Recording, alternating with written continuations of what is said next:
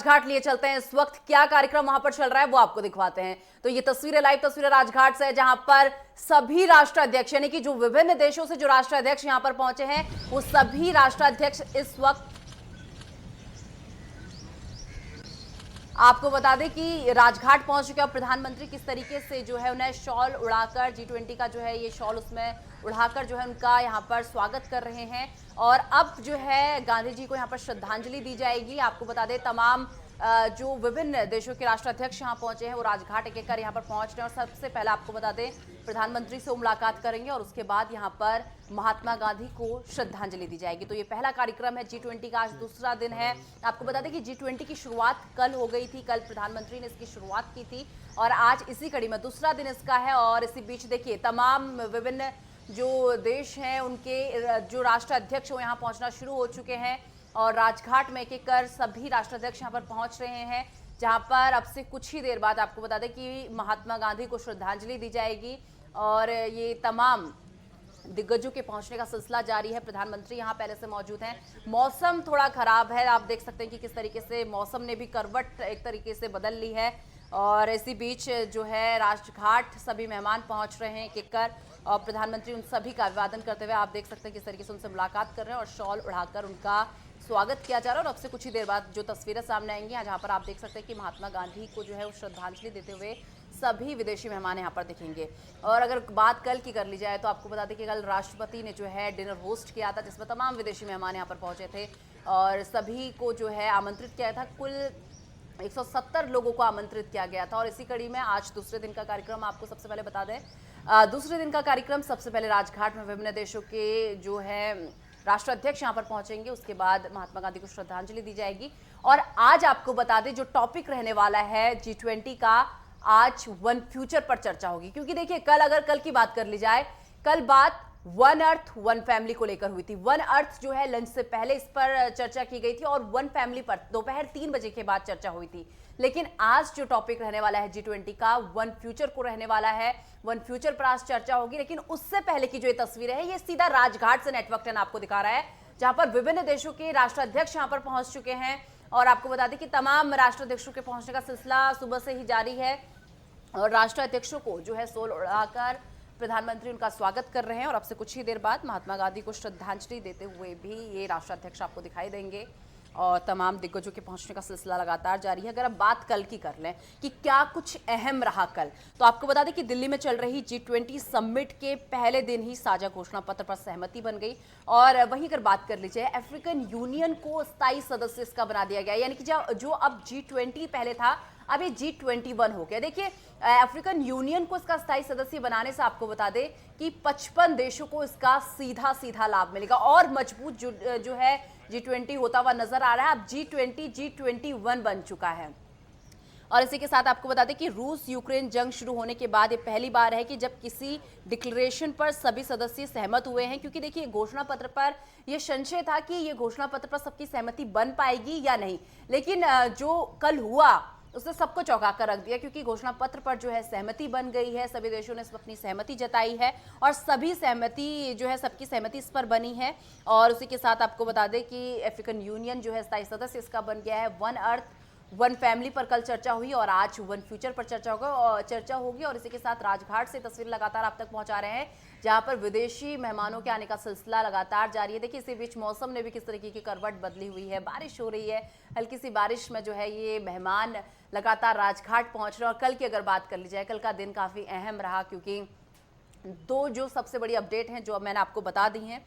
और उसी के साथ आपको बता दें कि कल जो है राष्ट्रपति की तरफ से डिनर भी होस्ट किया गया था और डिनर में तमाम दिग्गज, तमाम देशों के राष्ट्राध्यक्ष इस डिनर में पहुंचे थे। आपको बता दें कि इन राष्ट्राध्यक्षों को जो है राष्ट्रपति की तरफ से जो डिनर होस्ट किया गया था उसमें तमाम देशों के राष्ट्राध्यक्ष पहुंचे थे। और सबसे बड़ी बात आप देखिएगा, कल अगर आपने तस्वीरें देखी होंगी तो आपको पता होगा कि कल जितने भी दिग्गज यहां पर पहुंचे थे भारत मंडपम में जो डिनर के लिए पहुंचे थे, आपने एक चीज देखी होगी कि सभी भारतीय वेशभूषा में नजर आए, यानी कि भारत के रंग में रंगे हुए नजर आए। और कल आपको जो तस्वीरें नेटवर्क 10 ने आपको पहुंचाई थी, आप तक पहुंचाई थी, आपने देखा होगा कि किस तरीके से भारत मंडपम को बड़ी खूबसूरत तरीके से सजाया गया था। न केवल भारत मंडपम बल्कि दिल्ली, पूरी राजधानी दिल्ली को ही इस तरीके से सजाया गया है। और कल आपने देखा होगा कि किस तरीके से भारत मंडपम जो है रोशनी में जगमगाता हुआ नजर आ रहा था, तिरंगे के रंग में रंगा हुआ भारत मंडपम नजर आ रहा था। और उसी कड़ी में लगातार नेटवर्क 10 ये तस्वीर आप तक पहुंचा रहा है। आप देख सकते हैं प्रधानमंत्री नरेंद्र मोदी यहां पर है, उन सभी दिग्गजों का जो है यहां पर आपको बता दें स्वागत करने के लिए खड़े हैं, जो राजघाट इस वक्त पहुंच रहे हैं। सबसे पहले महात्मा गांधी को यहाँ पर श्रद्धांजलि दी जाएगी, तमाम दिग्गज यहाँ पर पहुंच रहे हैं। और देखिए भारत इस वक्त चर्चा का विषय बना हुआ है, क्योंकि देखिए अंतर्राष्ट्रीय मीडिया जो है इस वक्त भारत की चर्चा कर रहा है, न केवल अंतर्राष्ट्रीय मीडिया। देखिए जो दिग्गज यहाँ पर पहुंचे हैं वो भी प्रधानमंत्री मोदी की सराहना करते हुए थम नहीं रहे हैं, लगातार उनकी तारीफ की जा रही है। और इससे पहले अगर आपको याद होगा तो ब्रिटेन के जो प्रधानमंत्री है ऋषि सुनक, उन्होंने जब ये बैठक शुरू नहीं हुई थी, जब इसका आयोजन भारत कर रहा था, तब जो है ऋषि सुनक ने कहा था कि ये बैठक सही जगह पर और सही समय पर हो रही है, ऋषि सुनक की तरफ से कहा जा रहा था। और अभी सोचने वाली बात यह है कि जिस ब्रिटेन ने इतने सालों तक जिन अंग्रेजों ने हम पर शासन किया था, और आज वहां का प्रधानमंत्री भारत मूल का निवासी है, तो ये हम सभी के लिए गर्व से भर देने वाली बात है। और देखिए जिस तरीके से G20 का आयोजन किया गया, आपको अगर याद होगा तो शायद ही इससे पहले कभी ऐसा होगा कि किसी देश ने इतने भव्य तरीके से G20 का आयोजन किया होगा, क्योंकि जिस तरीके से भव्य तैयारियां यहां पर की गई और हर एक विदेशी मेहमान जो यहां पर पहुंचे थे, हर किसी ने इस भव्य आयोजन की तारीफ की है। और हर तरफ, चारों तरफ आज भारत चर्चा का विषय बना हुआ है। अंतर्राष्ट्रीय जो चैनल हैं इस वक्त वहां पर भारत छाया हुआ है, भारत की छवि एक अलग से निकलती हुई जा रही है। देखिए तमाम मेहमान यहां पर पहुंच रहे हैं, राजघाट से लाइव तस्वीरें, तमाम मेहमानों के जो वाहन है वो एक एक कर यहाँ पर पहुंच रहे हैं और तमाम मेहमानों का स्वागत करते हुए प्रधानमंत्री नरेंद्र मोदी की लाइव तस्वीरें राजघाट से हम आपको दिखा रहे हैं। और तमाम दिग्गज यहाँ पर पहुंच रहे हैं, तमाम दिग्गजों के पहुंचने का सिलसिला लगातार जारी है। देखिए कल के डिनर की अगर बात कर ली जाए, कल राष्ट्रपति की तरफ से डिनर होस्ट किया गया था, जिसमें 170 लोगों को आमंत्रित किया गया था। आपको बता दें विदेशी मेहमान उसमें शामिल थे और इसी के साथ सभी राज्यों के मुख्यमंत्रियों को उसमें शामिल किया गया था। अगर बात आपको बता दें कि छत्तीसगढ़ और राजस्थान की कर ली जाए, तो इन दोनों राज्यों के जो है मुख्यमंत्री इस डिनर में नहीं पहुंचे, क्योंकि उन्होंने हवाला दिया कि हेलीकॉप्टर जो है वहां पर हमारा हेलीकॉप्टर नहीं आ पा रहा, इस तरीके का अपनी तरफ से जो है हवाला उनकी तरफ से दिया गया। लेकिन आपको बता दें कि सियासत इस वक्त गरमाई हुई है। देखिए G20 में जो राष्ट्रपति की तरफ से, अगर आपको याद होगा कुछ दिन पहले, अगर आपको याद होगा तो G20 में जो डिनर के लिए इनविटेशन कार्ड राष्ट्रपति की तरफ से दिया गया था,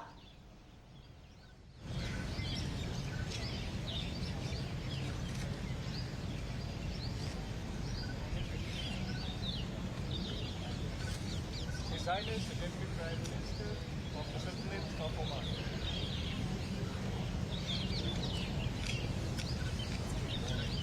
Good morning, His Highness.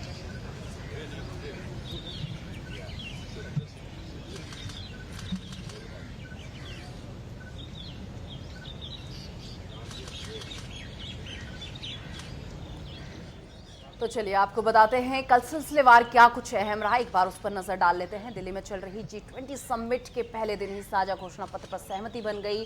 रूस यूक्रेन जंग शुरू होने के बाद ये पहली बार था कि जब किसी डिक्लेरेशन पर सभी सदस्य सहमत हुए। और 37 पेज का ये घोषणा पत्र है, आपको बता दें 37 पेज का ये घोषणा पत्र है। और आपको बता दें कि 37 पेज के घोषणा पत्र में Ukraine sustainable development goal, one future alliance और बायोफ्यूल अलायंस सहित कई अहम मुद्दों का जिक्र हुआ है। ये कल की बात आपको बता रहे हैं, कल क्या कुछ अहम रहा। और वहीं आपको बता दें, वहीं भारत की पहली बार अफ्रीकन यूनियन G20 का मेंबर बना। और इसी बीच शेख हसीना यहां पर पहुंच चुकी हैं। पश्चिम बंगाल, आपको बता दें, माफ कीजिएगा, बांग्लादेश की प्रधानमंत्री शेख हसीना इस वक्त पहुंच चुकी हैं।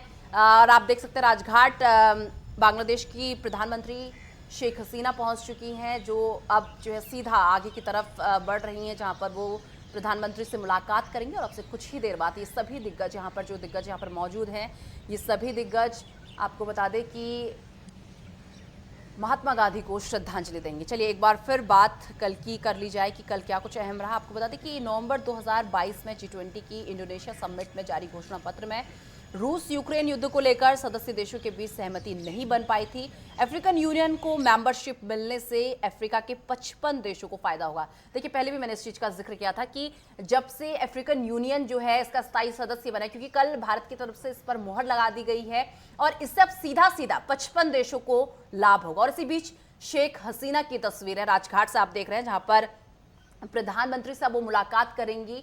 और देखिए हाथ मिलाते हुए प्रधानमंत्री नरेंद्र मोदी और शेख हसीना की तस्वीरें, जहां पर शॉल उड़ाकर उनका जो है सम्मान किया जा रहा है, उनका स्वागत किया जा रहा है। तमाम जो है दिग्गज यहाँ पहुंच रहे सिलसिलेवार। देखिए सबसे बड़ी बात है कि जहां पर भी, इससे पहले भी आपने देखा होगा कि G20 में जहां जहां पर प्रधानमंत्री स्वागत कर रहे हैं उसके पीछे कुछ ना कुछ प्राचीन चीजें, हमारी प्राचीन सभ्यता से जुड़ी हुई कुछ चीजें, जो चीजें हैं पीछे पोस्टर में लगाई जा रही, जिसका बार बार जो है प्रधानमंत्री जो भी विदेशी मेहमान यहाँ पर पहुंच रहे हैं उन्हें बताते हुए भी नजर आ रहे हैं। कल भी देखने को मिला होगा कोणार्क चक्र जो है लगाया गया था, जिसके बारे में प्रधानमंत्री सभी को बताते हुए नजर आए। ऐसी रात के कल के डिनर के टाइम पर भी ये चीजें आपने देखी होंगी, और अभी सुबह राजघाट में भी आप इन चीजों को देख रहे हैं।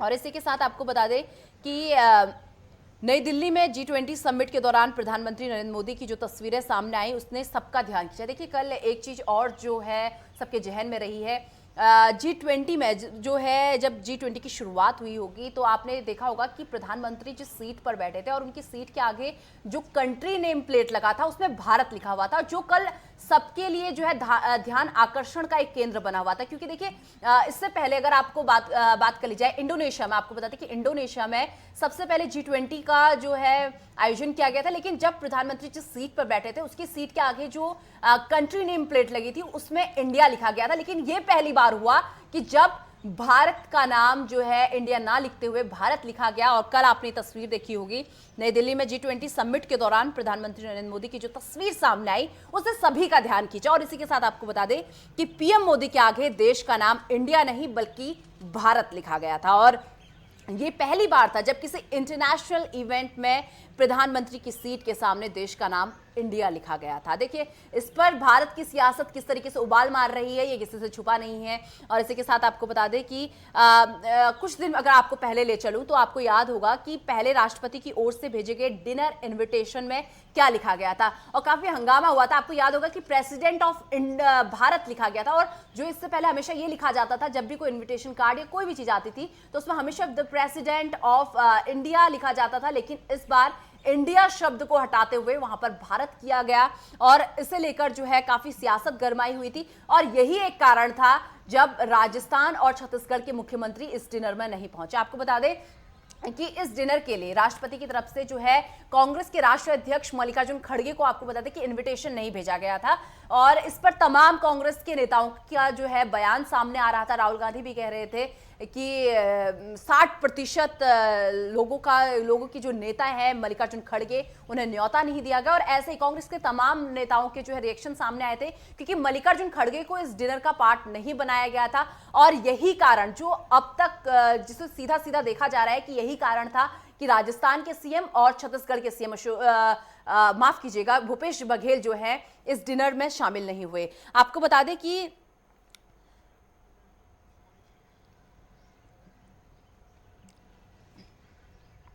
ये तस्वीरें लगातार आप तक पहुंचा रहे हैं। आप देख सकते हैं कि दिग्गज लगातार पहुंच रहे हैं राजघाट, उनकी राजघाट पहुंचने का सिलसिला लगातार जारी है। और इससे पहले एक चीज़ और आपको बता दें कि ऋषि सुनक और उनकी जो पत्नी है, धर्मपत्नी है, वो दिल्ली के अक्षरधाम मंदिर पहुंची, जहां पर उन्होंने जो है अक्षरधाम मंदिर पहुंची हैं।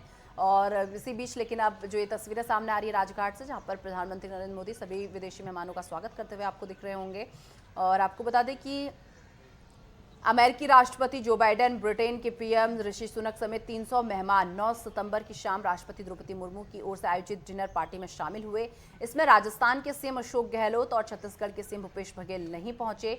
गहलोत ने कहा कि गृह मंत्रालय ने उनके हेलीकॉप्टर को उड़ान की अनुमति नहीं दी। वहीं बघेल ने बताया कि G20 समिट को लेकर दिल्ली और आसपास हवाई यात्राओं पर बंदिशों की वजह से वो नहीं पहुंच सके। ये उनकी तरफ से हवाला दिया गया है। हालांकि चीज़ें क्या हैं ये साफ तौर से नज़र आ रही हैं, और इसी कड़ी में राजघाट में मेहमानों के आने का सिलसिला लगातार जारी है।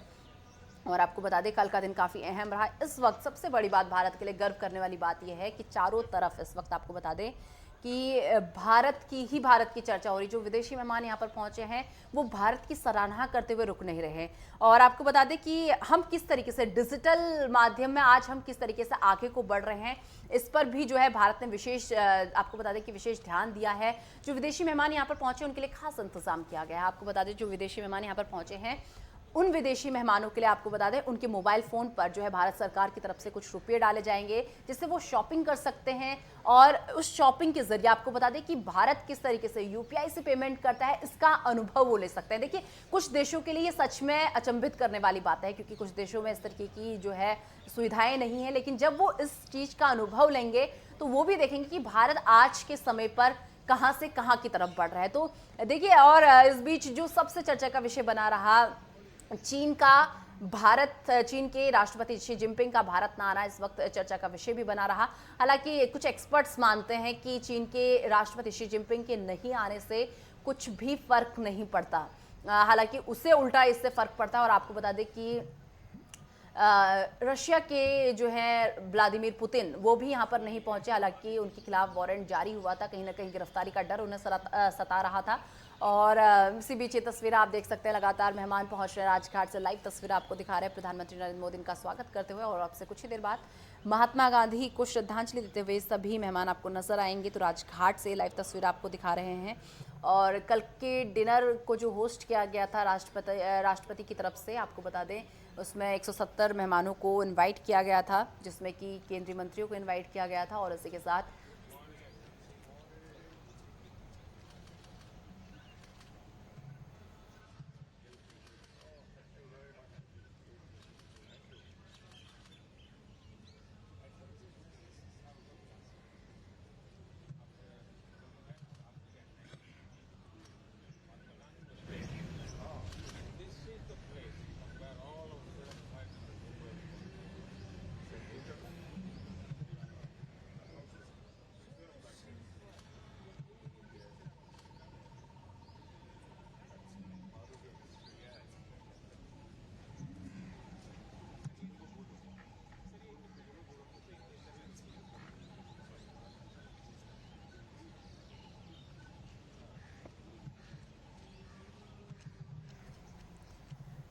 तो चलिए ये तस्वीरें देखिए, राजघाट में मेहमान पहुंच रहे, इसी बीच अब राष्ट्रपिता को जो है श्रद्धांजलि देने का समय, और सभी विदेशी मेहमान यहां पर पहुंच चुके हैं। तमाम इंतजाम यहां पर किए गए हैं, जहां पर ये जो आप देख सकते हैं कि फूलों की माला यहां पर सजाई गई है, उससे राष्ट्रपिता को यहां पर श्रद्धांजलि दी जाएगी। विदेशी मेहमानों की तरफ से राष्ट्रपिता को श्रद्धांजलि दी जाएगी और बड़े ही सुंदर तरीके से जो है राजघाट को सजाया गया है।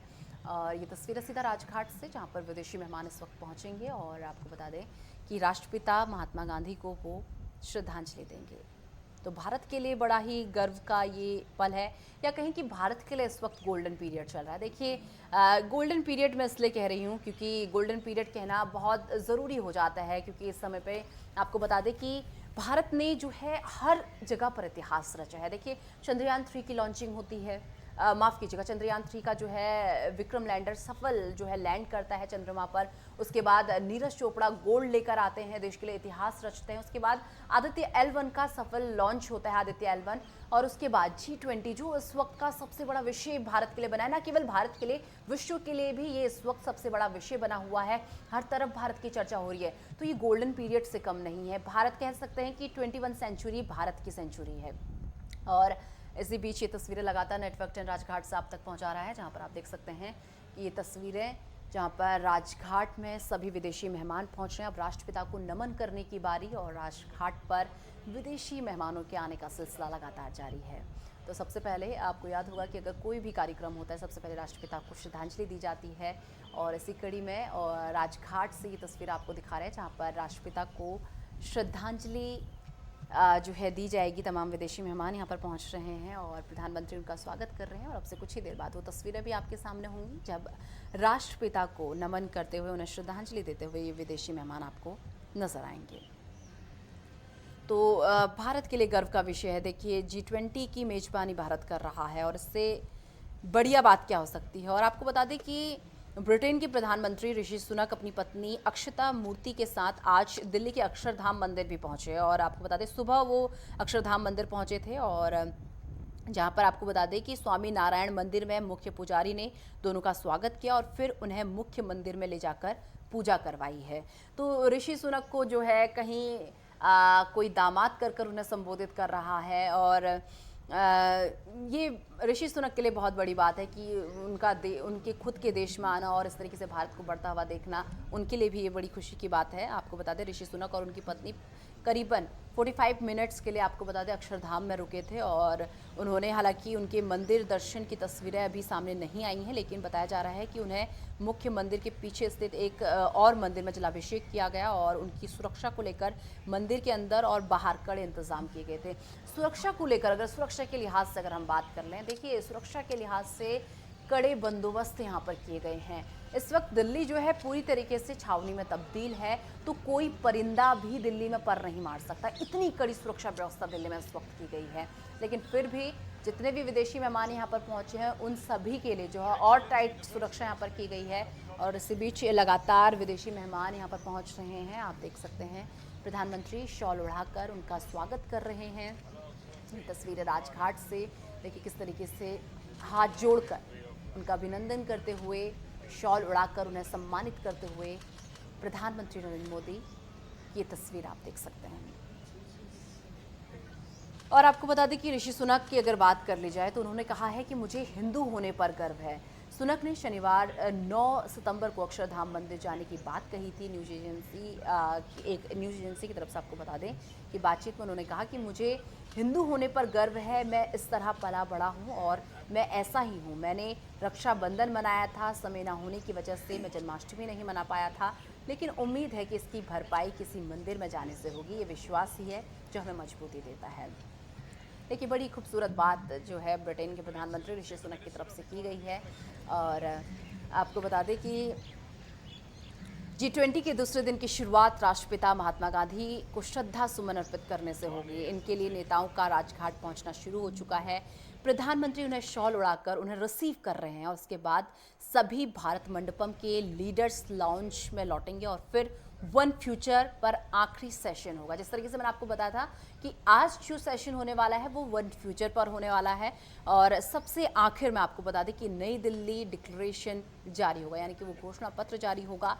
और समिट के पहले दिन कई मुद्दों पर चर्चा हुई। चलिए एक दिन पहले की अगर आप बात कर लें कि किन किन मुद्दों पर चर्चा हुई, तो रूस यूक्रेन जंग के बाद G20 का पहला साझा घोषणा पत्र सामने आया जिसमें सभी की सहमति बनी। और आपको बता दें इसके अलावा भारत, यूक्रेन और मिडिल ईस्ट के बीच बेहद अहम इकोनॉमी कॉरिडोर को लेकर डील हुई। इसके बाद सभी मेहमान प्रेसिडेंट डिनर में शामिल हुए और कई मेहमानों को भारत की परंपरा लिबास में भी देखा गया। जिस तरीके से मैंने आपको अभी पहले भी बताया था कि कल किस तरीके से जो विदेशी मेहमान थे वो भारतीय वेशभूषा में नजर आए थे। किसी ने सूट सलवार पहना था तो किसी ने साड़ी पहनी थी और ये सच में बेहद खूबसूरत सी तस्वीरें कल जो है सामने आई थी। और आपको बता दें कि सुबह 8:15 से 9 बजे तक का जो कार्यक्रम है वो आपको पहले 10 सितंबर का वो शेड्यूल आप तक पहुंचा दूं कि वर्ल्ड लीड्स राजघाट पहुंचेंगे और यहां महात्मा गांधी को श्रद्धा सुमन अर्पित करेंगे और कुछ देर जो है देशभक्ति गीत जो है भक्ति गीत यहाँ पर सुनेंगे वो। और 9:20 के बाद का कार्यक्रम आपको बता दूं कि सभी लीडर्स भारत मंडपम के लीडर्स लाउंज में जो है पहुंचेंगे और इसी के साथ 9:40 से आपको बता दें 10:15 तक आपको बता दें भारत मंडपम के मेन सेंटर ये लोग पहुंचेंगे। और उसी के बाद जो अगला कार्यक्रम सामने आया है 10:15 से 10:30 बजे के बीच ये विदेशी मेहमान पौधारोपण कार्यक्रम में हिस्सा लेंगे, यानी कि पौधारोपण या यूं कहें कि वृक्षारोपण कार्यक्रम में ये लोग हिस्सा लेंगे। और इसी के साथ आपको बता दें कि 10:30 से दोपहर 12:30 बजे तक के बीच का जो कार्यक्रम है वन फ्यूचर पर तीसरा और आखिरी सेशन यहाँ पर होने वाला है और उसके बाद नई दिल्ली डिक्लेरेशन जारी होगा और इस दौरान कई नेता द्विपक्षीय मुलाकात भी कर सकते हैं। तो ये शेड्यूल आपको 12:30 बजे तक का मैंने आपको बता दिया है, जिसमें जो पहला प्रोग्राम अभी चल रहा है राजघाट से जो लाइव तस्वीरें आप इस वक्त देख रहे हैं ये पहला प्रोग्राम है जहां पर वर्ल्ड लीडर्स जो है राजघाट इस वक्त पहुंच रहे हैं। सिलसिला लगातार जारी है जहां पर यहाँ पहुंचकर वो महात्मा गांधी को श्रद्धा सुमन अर्पित करेंगे और कुछ देर आपको बता दें यहाँ पर भक्ति गीत भी उनकी तरफ से सुने जाएंगे। और वही बात अगर 9:20 में क्या कार्यक्रम रहने वाला है तो वो भी आपको बता दूं कि सभी लीडर्स भारत मंडपम के लीडर्स लाउंज पर पहुंचेंगे और 9:40 से 10:15 में आपको बता दें कि भारत मंडपम के मेन सेंटर ये सभी लीडर्स पहुंचेंगे और 10:15 से 10:30 बजे तक पौधारोपण कार्यक्रम का आयोजन किया गया है जहां पर ये तमाम लीडर्स पौधारोपण करेंगे, वृक्षारोपण इनकी तरफ से किया जाएगा। और 10:30 बजे यानी कि 10:30 बजे से आपको बता दें कि दोपहर 12:30 बजे तक जो कार्यक्रम है उसमें वन फ्यूचर पर तीसरा और आखिरी सेशन होगा और इसके बाद नई दिल्ली डिक्लेरेशन जारी होगा। इस दौरान कई नेता द्विपक्षीय मुलाकात भी करेंगे। और G20 से जुड़ी तमाम जो है पल पल की एक एक खबर आप तक पहुंचाएंगे, लेकिन उससे पहले वक्त एक छोटे से ब्रेक का। ब्रेक के बाद फोन हासिल होते हैं।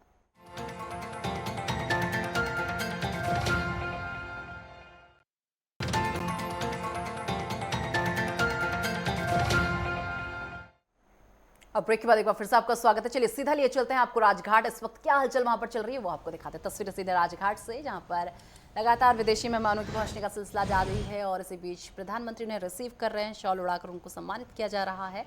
और अब से कुछ ही देर बाद राष्ट्रपिता को नमन किया जाएगा, उन्हें श्रद्धांजलि दी जाएगी और तमाम विशेष इंतजाम यहाँ पर किए गए हैं। और कुछ देर जो है देशभक्ति गीत भी यहाँ पर सुने जाएंगे। और इसी के साथ आपको बता दें कि शनिवार को यानी कि कल की अगर हम बात कर लें तो शनिवार को दूसरे सेशन की शुरुआत में प्रधानमंत्री नरेंद्र मोदी ने बतौर अध्यक्ष सभी सदस्य देशों की सहमति से नई दिल्ली डिक्लेरेशन पारित किया है। और आपको बता दें कि डिक्लेरेशन पास होने के बाद विदेश मंत्री एस जयशंकर ने कहा कि सभी देशों ने नई दिल्ली घोषणा पत्र को मंजूर किया है। सभी लीडर्स ने माना है कि G20 राजनीतिक मुद्दों को डिस्कस करने का प्लेटफॉर्म नहीं है। और घोषणा पत्र में आपको बता दें कि यूक्रेन जंग का 4 बार जिक्र किया गया है। जो यूक्रेन जंग हुई थी उसका 4 बार इस घोषणा पत्र में जिक्र हुआ है और ये बताना बेहद अहम हो जाता है कि कल क्या कुछ अहम रहा। और इसी के साथ आपको बता दें कि एस जयशंकर ने जब प्रेस कॉन्फ्रेंस की थी तब की ये बात आपको बता रही हूँ। तो जयशंकर ने टेररिज्म और अफ्रीकन यूनियन को G20 में शामिल किए जाने पर भी सवाल उठाए।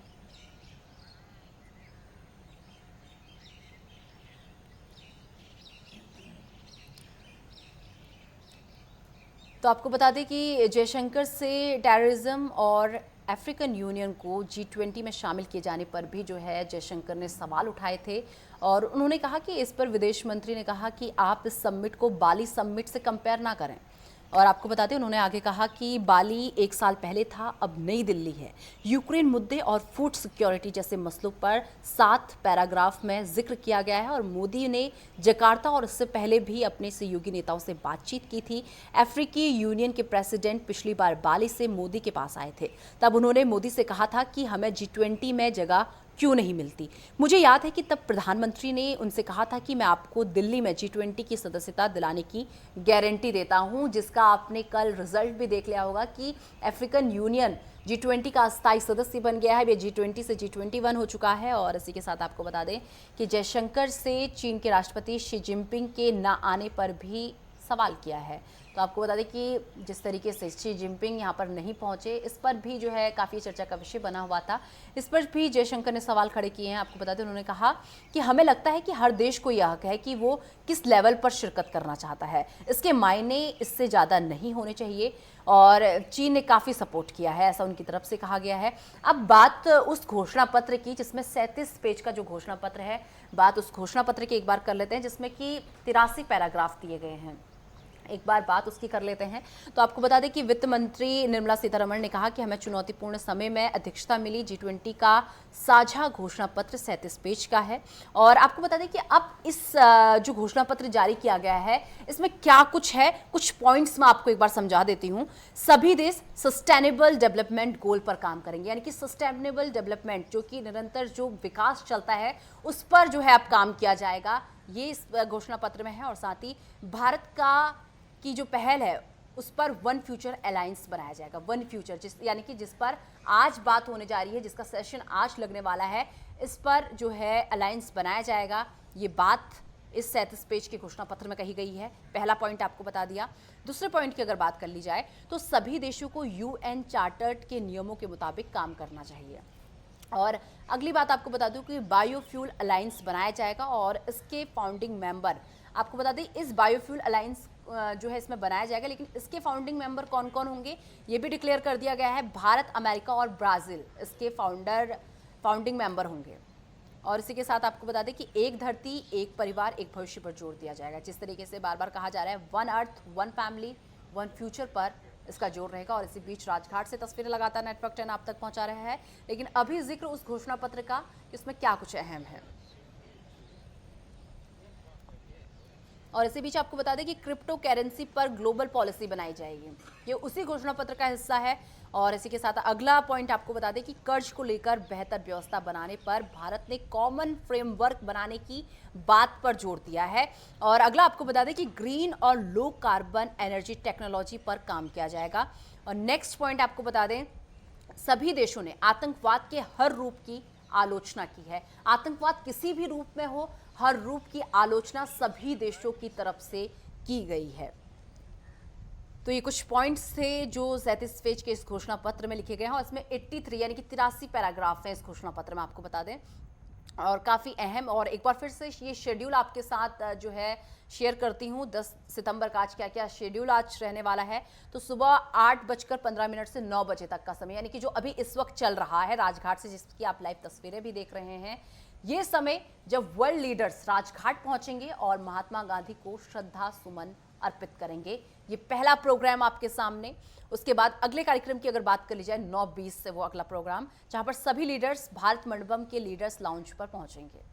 और अगला कार्यक्रम आपको बता दें कि जो अगला शेड्यूल सामने आया है वो 9:40 से 10:15 तक का है, जहां पर आपको बता दें कि भारत मंडपम के मेन सेंटर ये सभी लीडर्स पहुंचेंगे। अगला कार्यक्रम 10:15 से 10:30 बजे तक के बीच पौधारोपण कार्यक्रम किया जाएगा, जहां पर आपको बता दें कि सभी विदेशी मेहमान वृक्षारोपण करेंगे। और उसका अगला जो कार्यक्रम है 10:30 बजे से आपको बता दें दोपहर 12:30 बजे तक का जो कार्यक्रम है वन फ्यूचर पर आज चर्चा की जाएगी। और आपको बता दें ये आखिरी सेशन रहने वाला है। कल 2 सेशंस पर बात हो चुकी है।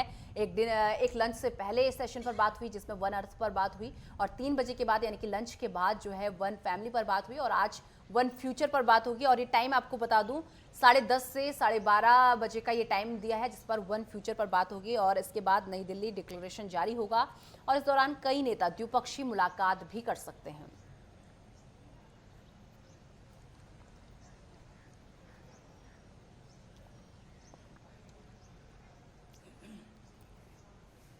देखिए, एक तरफ हम G20 की मेजबानी कर रहे हैं, लेकिन दूसरी तरफ इंडिया और भारत को लेकर जो है राजनीति की जा रही है। और उसी राजनीति का परिणाम है कि कल छत्तीसगढ़ के मुख्यमंत्री और राजस्थान के मुख्यमंत्री राष्ट्रपति की तरफ से जो डिनर होस्ट किया गया था उस डिनर का पार्ट नहीं बने। आपको बता दें कि G20 समिट के लिए भारत आए विदेशी मेहमानों के सम्मान में राष्ट्रपति द्रौपदी मुर्मू ने डिनर होस्ट किया था। और मेन्यू में आपको बता दें कल का जो मेन्यू रहा उसमें सभी वेजिटेरियन यानी कि शाकाहारी चीजें ही रखी गई थी और मिलेट्स पर फोकस किया गया था। जिस तरीके से प्रधानमंत्री को आपने अक्सर सुना होगा कि वो मिलेट्स यानी कि मोटे अनाज पर ज्यादा फोकस करते हैं, तो कल भी जो खाना था वो मिलेट से बना हुआ था। और यहाँ तक कि जो खाने के बाद मीठा है वो भी मिलेट से बनाया गया था। और हर जगह की कुछ ना कुछ फेमस डिश जो है बनाई गई थी। और आपको बता दें कि आज जो एक कार्यक्रम है राजघाट में, तस्वीरें लगातार नेटवर्क 10 आप तक पहुंचा रहा है। आप देख सकते हैं राजघाट में विदेशी मेहमान एक एक कर पहुंच रहे हैं। 9 बजे तक का इस समय दिया गया है। जो शेड्यूल है उसमें 9 बजे तक का ये समय है जहां पर विदेशी मेहमान पहुंचेंगे और महात्मा गांधी को या यूँ कहें बापू को श्रद्धांजलि देने का काम करेंगे, उन्हें नमन करेंगे। और प्रधानमंत्री भी आपको बता दें उन सभी लीडर्स का जो है सम्मान करते हुए आपको नजर आ रहे होंगे। तो G20 के दूसरे दिन की शुरुआत राष्ट्रपिता महात्मा गांधी को श्रद्धा सुमन अर्पित करने से होगी। हालांकि ऋषि सुनक का जो कार्यक्रम आपको बताया था कि वो इससे पहले अक्षरधाम मंदिर, दिल्ली के अक्षरधाम मंदिर पहुंचे थे जहां पर उन्होंने जलाभिषेक भी किया है। और मंदिर के अंदर भी आपको बता दें कि उनकी सुरक्षा के कड़े इंतजाम किए गए थे, न केवल मंदिर के अंदर बल्कि मंदिर के बाहर भी उनकी सुरक्षा के कड़े इंतजाम किए गए थे। लेकिन उसके बाद जो ये तस्वीर निकलकर सामने आ रही है, हालांकि अक्षरधाम ऋषि सुनक पहुंचे थे उसकी तस्वीरें अभी सामने नहीं आई हैं, लेकिन खबरें सामने हैं। लेकिन अभी जो तस्वीरें हैं ये सीधा राजघाट से, जहां पर विदेशी मेहमान पहुंच रहे हैं और प्रधानमंत्री हाथ जोड़कर, हाथ मिलाकर, शॉल उड़ाकर उनका सम्मान कर रहे हैं। और अब से कुछ ही देर बाद बापू को श्रद्धांजलि दी जाएगी।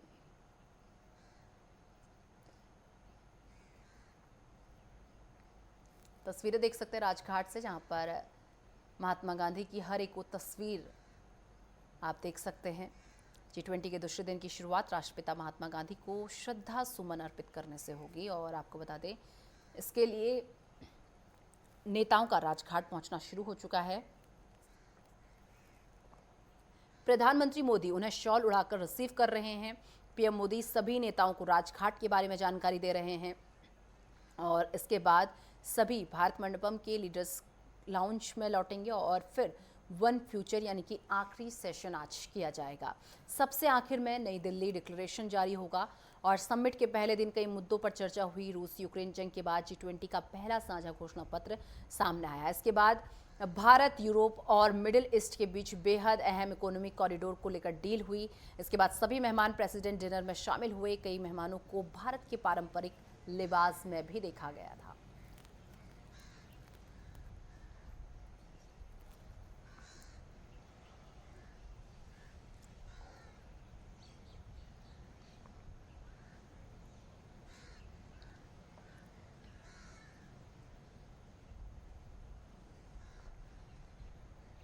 इसी कड़ी में जापान के राष्ट्राध्यक्ष को आप देख सकते हैं, जापान के पीएम को आप देख सकते हैं, जहां पर वो पहुंच चुके हैं राजघाट।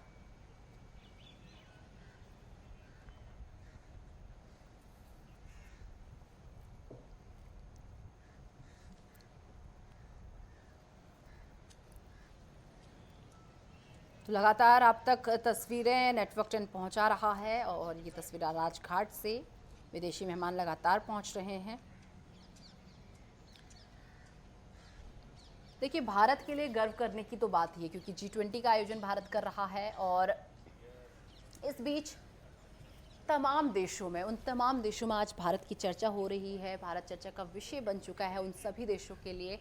और आपको बता दें कि देखिए, अगर फैसिलिटीज़ की बात कर ली जाए तो भारत मंडपम में तमाम तरीके की जो है व्यवस्थाएं की गई हैं।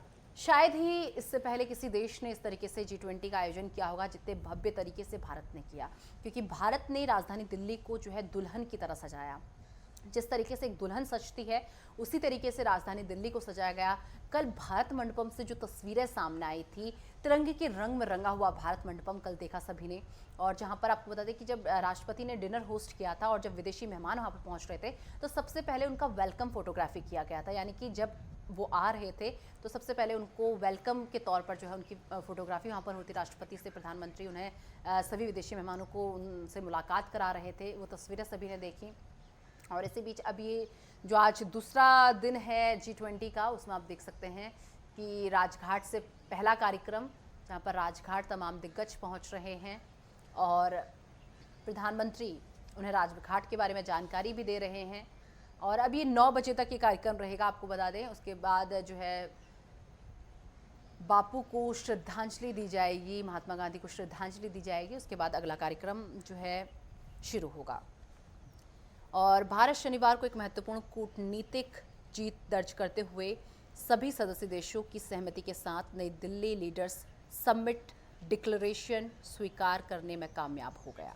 हालांकि इसके लिए आपको बता दें कि पीएम मोदी ने अपने पर्सनल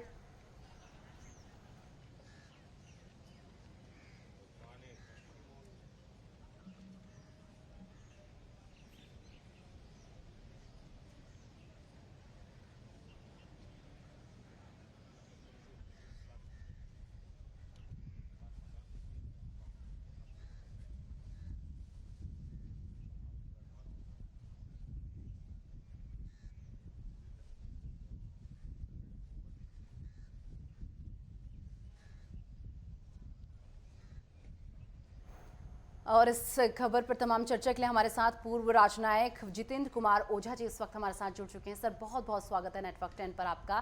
सर, G20 की मेजबानी भारत कर रहा है और आज दूसरा दिन है, किस तरीके से देख रहे हैं?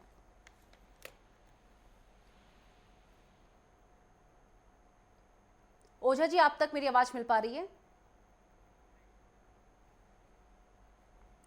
तो राजघाट से लाइव तस्वीर आप तक पहुंचा रहे हैं, जहां पर विदेशी मेहमान लगातार पहुंच रहे हैं और प्रधानमंत्री नरेंद्र मोदी उनका स्वागत कर रहे हैं। सभी राष्ट्राध्यक्ष यहां पर पहुंच रहे हैं और राजघाट पर विदेशी मेहमानों का जमावड़ा आप देख सकते हैं। देखिए, इस वक्त राजधानी दिल्ली पर सभी की नजरें टिकी हुई है क्योंकि यहाँ पर विश्व की वो सभी शक्तियाँ, आपको बता दें, एक साथ एक मंच पर नजर आ रही हैं। और G20 का आज दूसरा दिन है। बापू के सिद्धांतों को जो है सबके सामने पेश करने का काम भी प्रधानमंत्री नरेंद्र मोदी कर रहे हैं।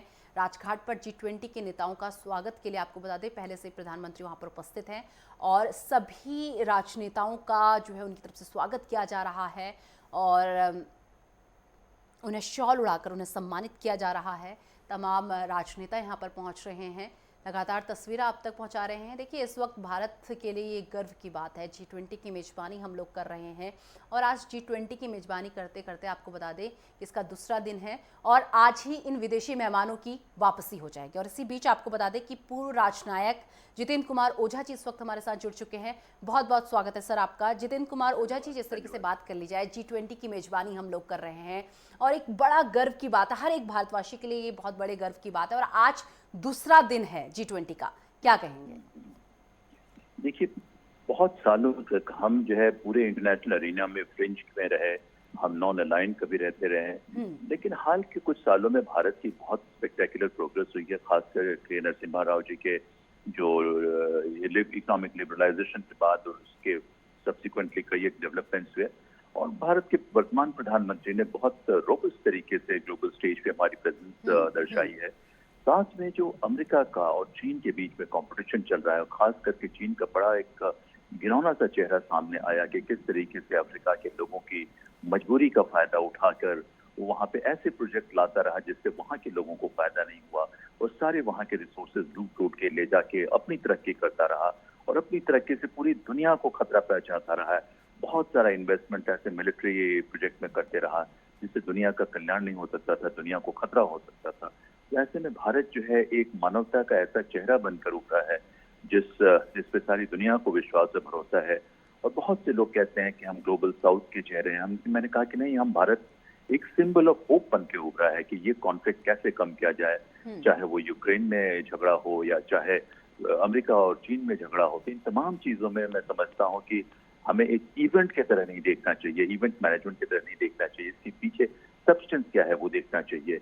प्रसन्नता की बात है, लेकिन इसके साथ साथ जिम्मेदारी का भी अनुभव होना चाहिए।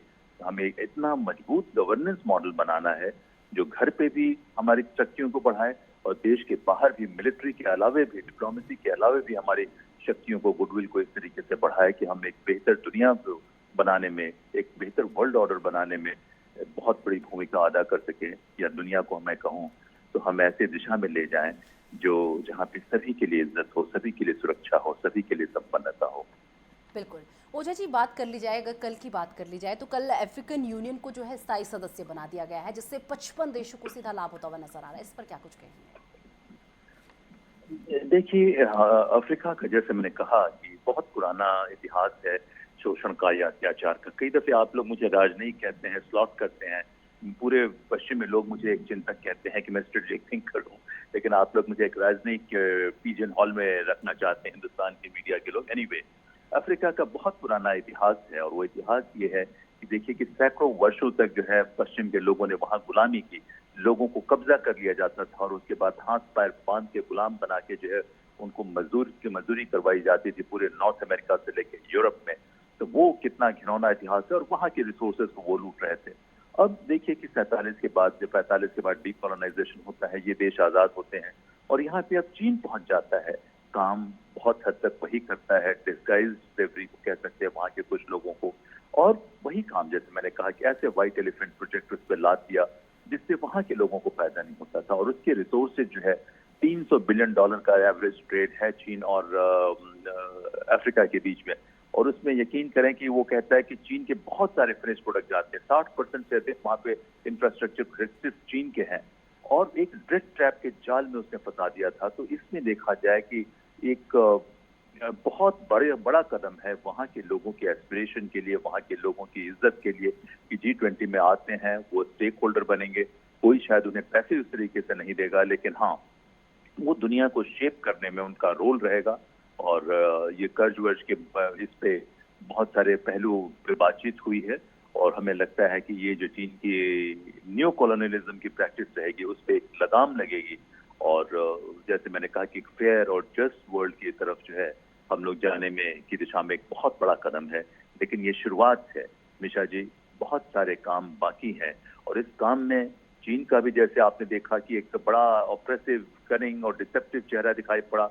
पश्चिम कुछ भी क्यों न कह ले, कॉलोनियलिज्म का, रेसिज्म का एक तमगा उनके पास लगा हुआ है और भारत दुनिया की सबसे पुरानी सभ्यता और एक मानवीय सभ्यता होने के लिए इसका ह्यूमनिस्ट फेस है जिसमें कंपैशन है, काइंडनेस है, तो हमारे पास वो बैकग्राउंड है, और इस बैकग्राउंड को के साथ पर इस सभ्यता की लीडरशिप एक बड़े एनर्जाइज लीडर के हाथ में है।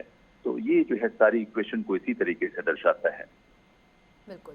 ओझा जी, जिस तरीके से बात कर ली जाए, आज भारत चर्चा का विषय बना हुआ है। पूरी अंतर्राष्ट्रीय मीडिया में चारों तरफ अगर बात कर ली जाए, केवल भारत भारत भारत की ही चर्चा हो रही है, जहां भी नजर जा रही है, क्योंकि व्यवस्थाएं कुछ इस तरीके से हैं। इतना भव्य आयोजन किया गया। देखिए, इससे पहले भी इंडोनेशिया में जो है G20 का समिट हुआ था, लेकिन इस तरीके का आयोजन शायद ही कोई देश इससे पहले ऐसा रहा होगा कि जिसने इस तरीके का आयोजन किया होगा। भव्य तरीके की तैयारियां की गई हैं।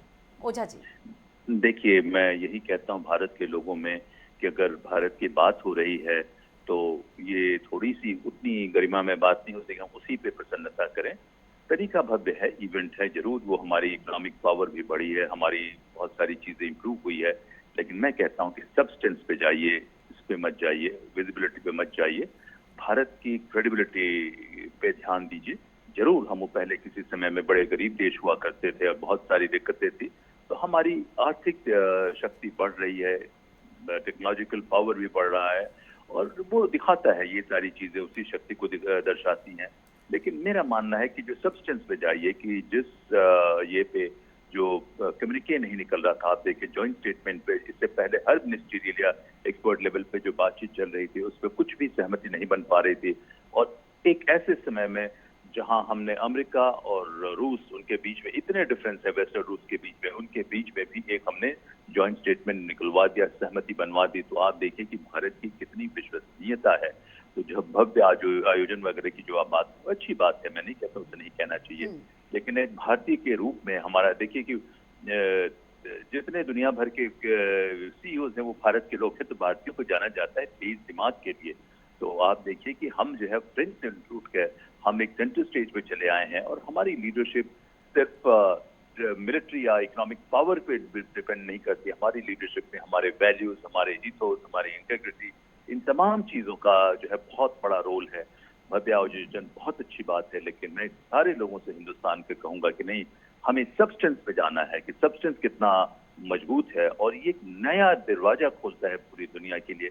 ये लीडरशिप ताकतवर की नहीं होगी, लीडरशिप वर्चुअस की होगी, और निश्चित रूप से वर्चुअस के नाम पे हम अपनी ताकत नहीं कम करना चाहते हैं। हमारी ताकत बढ़नी चाहिए, और हमारी ताकत से पूरी दुनिया को आश्वासन मिलना चाहिए कि अगर भारत मजबूत होता है तो दुनिया में सारे लोगों की सुरक्षा मजबूत होगी, सारे लोगों की संपन्नता बढ़ेगी।